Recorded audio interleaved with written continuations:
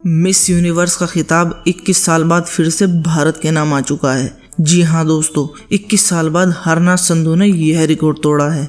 इससे पहले लारा दत्ता ने सन 2000 में इस खिताब को जीता था और चौंकाने वाली बात यह है कि सन 2000 में ही हरनाज संधू का जन्म हुआ था। 21 साल की संधू ने 17 साल की उम्र में ही मॉडलिंग शुरू कर दी थी और यह तब हुआ जब उन्होंने अपने कॉलेज के एक शो में परफॉर्मेंस दी थी। तब उन्होंने ठान लिया था कि उन्हें इसी लाइन में अपना करियर बनाना है।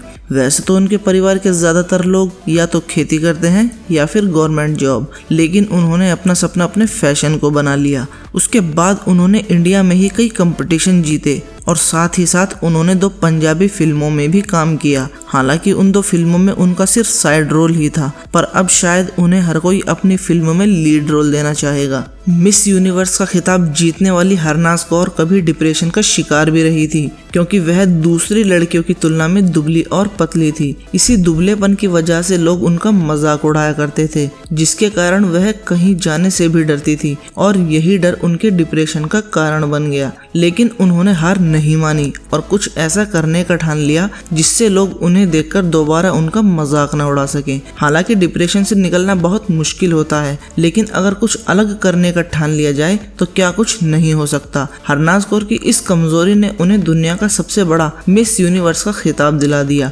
पूरे वर्ल्ड में उनके नाम के साथ साथ उनके ताज की भी चर्चा है, क्योंकि उस ताज के अंदर 1770 डायमंड है और जिसकी कीमत लगभग $50 लाख है, जो कि आकर्षण का केंद्र बना हुआ है। 17वीं मिस यूनिवर्स प्रतियोगिता का आयोजन इजराइल के इलाक शहर में चल रहा था।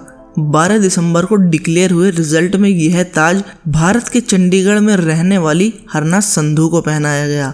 हरनाज के लिए यह एक सपने से कम नहीं था, लेकिन उनके इस फैसले ने उन्हें दुनिया का सबसे खूबसूरत ताज अपने नाम करा लिया, क्योंकि उन्होंने ठान लिया था कि उन्हें कुछ अलग करना है। दोस्तों, अगर हिस्ट्री को मिस्ट्री बनाना चाहते हो तो हरनाज कौर की तरह अपने अंदर की कमजोरी को बाहर निकालो और दिखा दो कि तुम क्या कर सकते हो। देर कभी नहीं होती कुछ करने की, बस यूं समझ लो आपने अभी तक कुछ करने का ठाना ही नहीं है, और जिस दिन आपने कुछ करने का ठान लिया ना, आपको कोई भी नहीं रोक सकता।